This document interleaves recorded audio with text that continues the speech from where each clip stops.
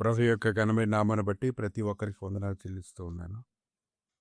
ఈ ఉదయకాలాన్ని నిన్ను విశ్వాసంలో బలపరచడానికి ప్రభువు నీ కొరకు ఏమైనా చేయడానికి సిద్ధంగా ఉన్నట్లే, విశ్వాసంలో నుంచి తొలగించడానికి దుష్టుడు కూడా నీ కొరకు ఎంతకన్నా తెగించినట్లుగానే సిద్ధపడి ఉంటాడు. ఈ రోజు నువ్వు ఎవరిని గెలిపించాలనుకుంటున్నావో వారిని గెలిపించడానికి నువ్వు సిద్ధపడి ఉండాలి.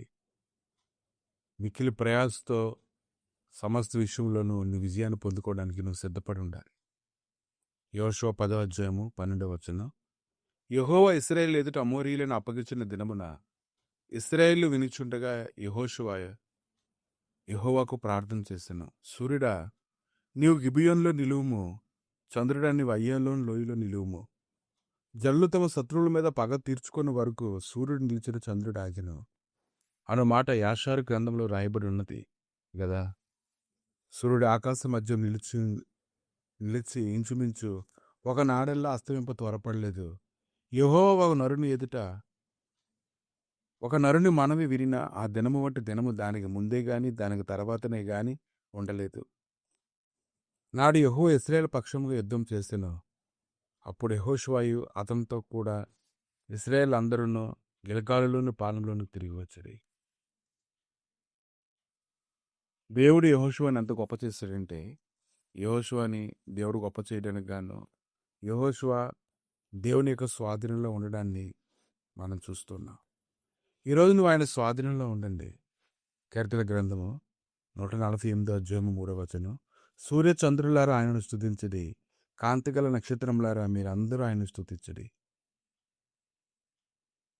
ఉన్నత స్థలముల నివాసులారా ఆయనను స్తుతించడి, ఆయన దూతలారా మీరందరూ ఆయనను స్తుతించడి, ఆయన సైన్యములారా మీరందరూ ఆయనను స్తుతించడి.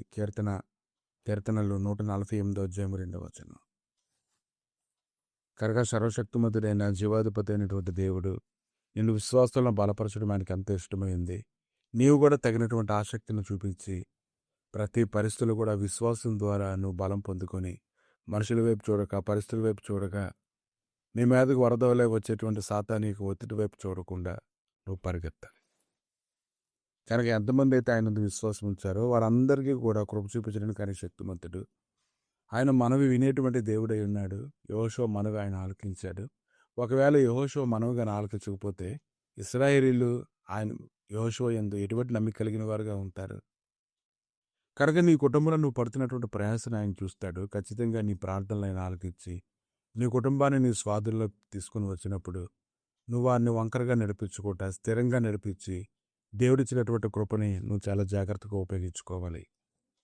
సర్వశక్తిమంతుడైనటువంటి దేవుడి ఉదయకాలం నీతో ఉన్నదని నువ్వు గ్రహించుకొని నెమ్మది కలిగి ఉండు. నువ్వు మౌనంగా ఉండు. దేవుడు నీ పక్షంగా ఎటువంటి విజయాన్ని ఇస్తాడో నువ్వు చూడు.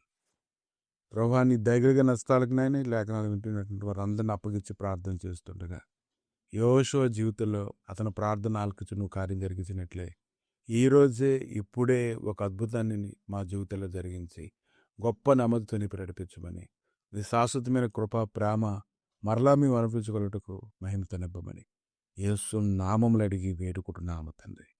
ఆమేన్.